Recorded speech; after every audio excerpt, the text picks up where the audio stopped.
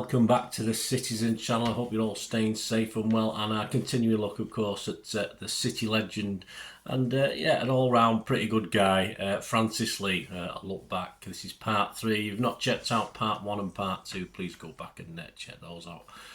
My little tribute as a boyhood hero, of course, and as an adult we had so many hopes, didn't we, when he came back as chairman, etc. But that's what we're talking about in this 4-parter. Special tribute to Francis Lee, 1944 to 2023. Rest in peace. Please, if you are new to the channel, push that subscribe button, push the bell notifications, everything City past like this and present, of course. So give us your support, give us your comments even more, give us your memories. Great to hear from you, especially on this subject. And if you can give this little vlog a like, if you can, guys, that'd be much appreciated. Right, yes, we've got to 1972-73, a bit like after the Lord Mayor's show, because 71-72 was a little bit special. It could have been even better, but unfortunately not. But so please, as I said, make sure you look back at parts 1 and 2. But City and Francis wouldn't go on to reach anywhere near the heights that we did in the previous season. But European football was back, though not for long. We went out 4-3 on aggregate against Valencia in the UEFA Cup in the first round, so we didn't worry anyone with that one. After playing number 8 and number 9, Lee settled down in the number 10 shirt for this, and he and Rodney Marsh would have a reasonably fruitful relationship up top, and Marsh was keen on taking penalties as well, although, like Francis himself, believe it or not, he did miss some.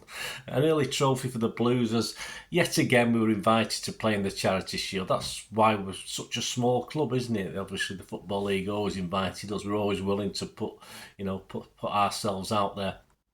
And it led to a 1-0 win at Villa Park, yes, beat Aston Villa, courtesy, yes, you guessed it, of a Francis Lee penalty over Aston Villa at the time. And keeper Coombs, was it, at the time, went the right way, but couldn't keep it out. Yeah, he's absolutely no chance to say the power old Franny used to put on it. But we struggled early in the league with 5 losses out of the first 6. We were rock bottom on 2 points. United next to bottom, so they weren't doing too well themselves on 3 points. But fortunately, we would improve.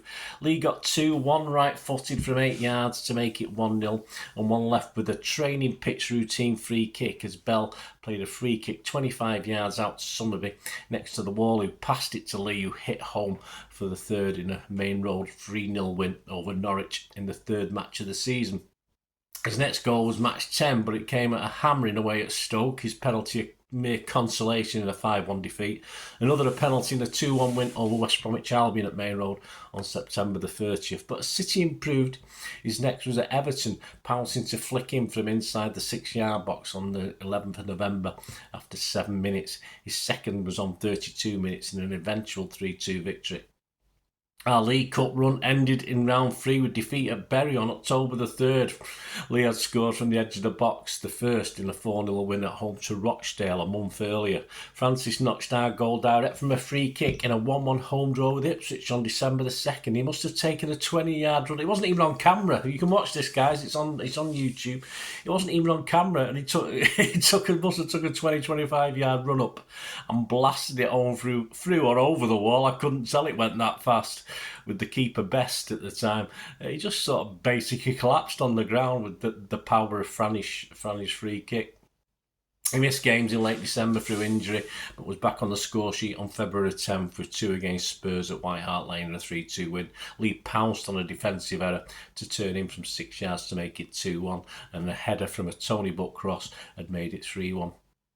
2 defeats only in the previous 17 matches improved City's league position, and Lee himself was showing some of his best form again. Hopes were high as City started their FA Cup run that sadly ended, though, at Roker Park in a 5th round replay. Lee's goal was just a consolation in the 3-1 loss. His 53rd minute effort brought City back in it at 2-1, but we were out. I do remember watching the highlights of that game. I deliberately didn't listen in to what had happened, and I was absolutely devastated. I was happy when Lee scored, but yeah, that was a big shock. I thought, like a lot of seasons, we thought we had a chance of getting to Wembley again that season. I was gutted, I remember. So I deliberately didn't listen to the scores, watch the highlights. Not many times I watch highlights totally depressed, but because usually I wouldn't watch them if I was going to get depressed. But I did get to see Franny score at Anfield. There we go, in my first ever away game on February 3rd, a round 4 match in the FA Cup. Well, sadly, our joy at Anfield Road End was short-lived. We were packed in there as the goal was ruled out for a March infringement in the build-up. It ended 0-0. On March the 6th, Lee scored a 1-1 draw at the Dell, but it was April the 14th and a penalty when he worries the scorers again in a 3-1 win over Sheffield United. He had, though, missed a couple of games through injury. As City finished their disappointing season, he scored in the last 2 games of the season, a 2-1 win at West Brom on the 25th of April, and 3 days later from the spot twice, though it was a 3-2 home loss against Palace. In an interview towards the end of the season, Lee admitted he'd struggled early but was better towards the end of the season. He said, "I'm still not scoring as many as I should." His stats for that season: 35 league appearances, 14 goals, 5 FA Cup appearances, just 1 goal, 2 League Cup appearances, 1 goal, 1 Charity Shield appearance, 1 goal, UEFA Cup, 2 appearances, nothing. On to 73-74, and of course his final season playing for City. He did manage a game or 2 pre-season next time, but we'll talk about that. On to his final season playing competitively for season, wearing the number 10 till the new year, where after a game at a new number 11, there you go, I think he wore every shirt from 6 to 11. So all the thoughts sort of even a holding midfielder, position 6, wasn't it, in this day and age? But it was back to number 9. He played his lowest number of league games, having to stop-start second half of the season. There's also a new striker in town to put pressure or help Franny. That was a bit of both. As we know, Franny used to like to play alongside a big guy. And of course, a guy called Dennis Law had arrived. Plenty of game time up to the new year, though. City lost our Charity Shield. We lost 1-0 at home to Burnley. How we managed that? I was there that day. He took 5 games to get off the mark. A goal on September the 8th after 42 minutes gave City a 1-0 lead in a 2-1 main road win over Norwich. He scored the opening goal from the edge of the box, sending a curling shot into the far corner. He found himself dropped for a game by manager Johnny Hart after being subbed in the previous game. He wasn't happy. On September the 22nd, 2 goals, 1 a penalty and a 3-2 win over Chelsea at home. He gave City a 2-0 lead on 51 minutes and a 3-1 lead through a penalty on 63 minutes. Goals were not coming quickly in the league, but Franny did have a hat-trick at Old Trafford. I was there that night, but it wasn't against United. It was a second replay in the second round of the League Cup against Walsall. It included 2 successful penalties. He hit right and left. He changed sides in a 4-0 win on the 30th of October. His and City's first was a header. He also laid off the 4th goal for Colin Bell. And we call it assists now, don't we? Lee seemed to like Old Trafford. He was on form that night, admittedly against lower division opposition, but sadly it wouldn't last. He scored the only goal in a 1-0 win at Carlisle in round 3, and in a round 4 replay he scored from 12 yards in a 4-1 win over York City. More on that cup run in a moment. Lee had a purple patch in the league in November and early December, scoring 3 in 4 games. November the 10th, a 1 in a 2-1 loss at home to Arsenal. His chip free kick, not his normal blast, fooled the keeper and put City 1-0 up at the time. A penalty won the game versus QPR a week later, but again his goal was a consolation as 2-1 defeat at West Ham on December the 8th. Unmarked, heading in just under the bar from about 12 yards out from a buzzer corner, but this was his 200th goal with Bolton and City. Yes, he joined the 200 club. Well, Lee had started to... So another guy who was in that club was, of course, Dennis Law. Lee started to miss games. His next league goal would be 16 games later on the 27th of March. Both goals in a home win against Newcastle, 2-1. He'd give us a 1-0 lead on 9 minutes and made it 2-0 after 24 minutes. Newcastle did get a goal back. Before the visit at the Geordies, City had reached and lost the League Cup final, of course, to Wolves on March the 2nd. On January 16th, Lee got 2, 1 a penalty and a 4-2 win over Coventry in a round 5 afternoon replay. It was the power cuts time. It was all the strikes, etc. I wagged school for that one. Absolutely got soaked, as did the players. It was a tremendously wet day, even for Manchester. We'd drawn 2-2 at Coventry on the day he'd made it 2-2 on 78 minutes after a long ball. He hit it past the keeper from the edge of the box. And then 3-2 a couple of minutes later as Bell was fouled in the box. Lee sent the keeper the wrong way from the spot. He scored in the semi-final, second leg in a 2-0 win at home to Plymouth when we won 2-1 on aggregate. Despite 8 goals in the League Cup from 11 games, he was unable to score in the final. Yes, as we disappointingly lost 2-1 to Wolves, my first visit to Wembley.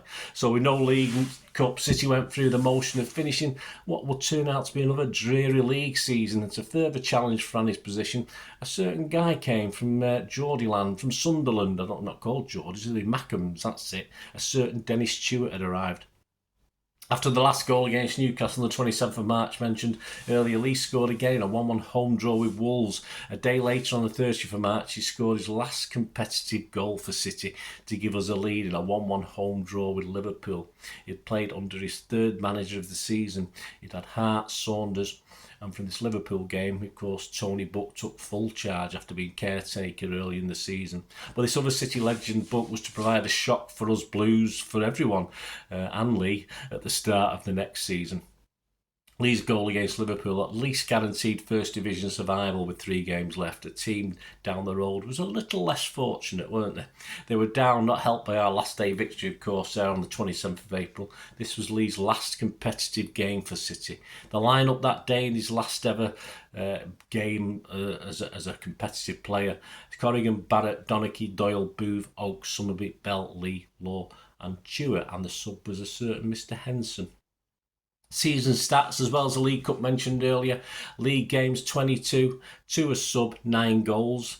FA Cup 2 appearances, no goals. Charity Shield just the 1 appearance, no goals. And we go on to season 74-75. He did score a 2-1 win over Oldham in the pre-season Texaco Cup, but City went out of this and Lee had played in 2 of the 3 Texaco Cup games. But then, disaster, well, a surprise, a shock, even to Lee himself, according to him. On 14th of August 1974, Lee was transferred. He left under a bit of a cloud, to say the least. Had joined Derby for a region of about 100,000, between 110,000, to the anger of the City fans. And by the time Derby County arrived at Main Road on the 28th of December, his goal for them in a 2-1 victory left City in 8th spot off the pace. Francis Lee himself was angered by the move, had proved a point. Look at his face, just look at his face, was a famous Barry Davies commentator line at the time after his goal. Francis Lee simply said about his celebration, he celebrated it there. It's not the done thing now, is it? But in those days, he didn't bother so much. He said about his celebration, it was a very good goal, and he smiled and he enjoyed it, and it's nothing to do with getting one over his previous employers. Okay, Francis, we believe you. But many City fans as well were just as happy despite losing the game. By the time of his departure, he'd scored 148 goals in 338 scored 148 goals in 330 appearances, 328 full appearances, 2 off the bench, and won 4 major trophies and 2 charity shields. He won 1 First Division title, 1 FA Cup, 1 League Cup, a European Cup Winners' Cup, 2 Charity Shields during a glittering 8-year spell as a player. A legacy that ensures his position amongst City's all-time greats, of course. His breakdown totally: League 248 games, 1 as sub, 112 goals. In the FA Cup 24 appearances, 7 goals. In the League Cup 26 appearances, 14 goals. European Cup just 2 appearances, no goals. Cup Winners' Cup 18 appearances, 10 goals. UEFA Cup 2 appearances. Charity Shield 4 appearances, 3 goals. The Anglo-Italian Cup 2 appearances, 1 goal. Texaco Cup 2 appearances, 1 as sub, 1 goal. And on his departure he said, "I didn't want to leave. I felt I had a couple of more good seasons in me, but Tony Buck, the manager, said he thought it would be better if I went." For England, well, internationally, he was the first City player to play for England in a World Cup finals versus Romania on June the 2nd, 1970 in Mexico. He scored 10 goals in 27 international appearances between December 1968 and April 1972. I remember my pride, yes, my pride at watching him play for England in Mexico 1970 alongside, of course, our other legend and sadly no longer with us, Colin Bell. Our defeat to Germany in that quarter-final was like City losing. I was devastated. I was crying in the back garden. It was horrible. Ironically, he took 2 penalties for England against Wales and Portugal in friendlies. Yep, and he missed them both. So join me, please, in part 4 as we look back at our hero returning as chairman, and remember his sad passing, including some tributes from his teammates. So please join me in part 4. Hope please share your memories. Hope you enjoyed that little part 3 of this tribute to Francis Lee. And leave us your memories, guys. It'd be great to hear from you. Till we meet again. That's one thing, don't I? Please stay safe, Blues. Thanks for watching. Bye for now.